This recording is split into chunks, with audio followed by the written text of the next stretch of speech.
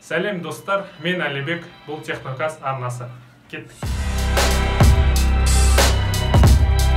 Достар, бүгін қозғайтын тақырыбымыз 2020 жылы iPhone 7-ні алу тұрарлық бар.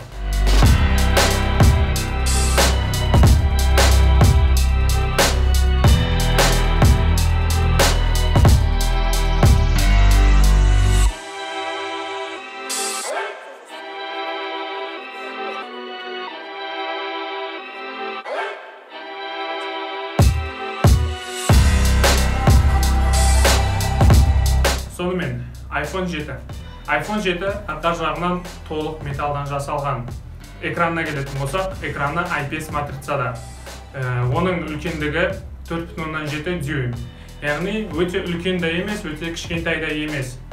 Егер Apple'дың iPhone телефондарын ұстаған жандар болса, iPhone 6, 6s, 7-де 1 дюймді экран болады. iPhone 7 IP67 стандарттарына жауап береді. Егер араларыңызда IP деген стандартты білмейтін адамдар болса, түсіндіре кетейін. IP дегеніміз суға шыдамдылық стандарты. Яғни, қазіргі таңда IP-дің ең жоғары стандарты ол IP68. Ал 2006 жылы iPhone 7 телефонына IP67 стандарты қойылған. IP67 бізге не береді?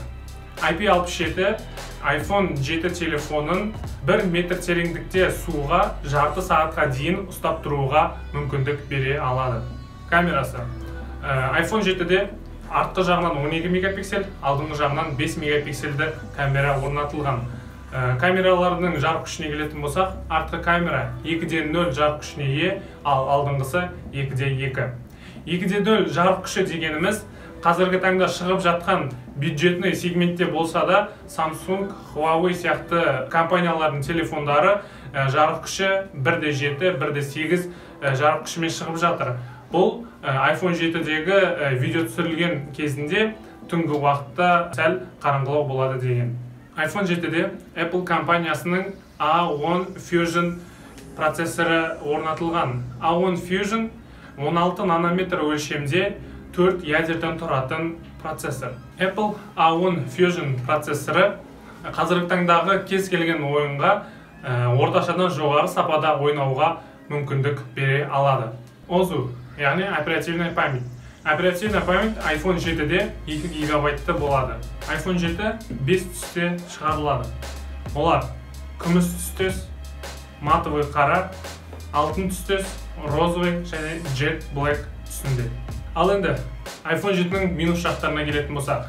Бірінші, iPhone 7-де 3.5 аудиоджектің болмауы. Яғни, аудиоджек болмаса, сіз бір уақыттың өзінде қуатқапты және қуаттағышты қолдана алмайсыз. Екінші, оның аккумуляторы. iPhone 7-де 1960 мАч аккумулятор орнатылған. Үшінші минусы. Apple компаниясы негізінен өзінің шығарған телефондарын шыққан жылынан бастап 5 жылға дейін обновлениелермен қолдау көрсетеді. Яғни 2016 жылы шыққан iPhone 7 2021 жылға дейін қолдау көруі керек. 2021 жылдан бастап iPhone 7-ге обновлениелер келуін тоқтатады. Бағаларына келетін болсақ, Қазақстандағы ең арзан телефонды табу үшін Kaspi.kz арқылы іздеу саламыз.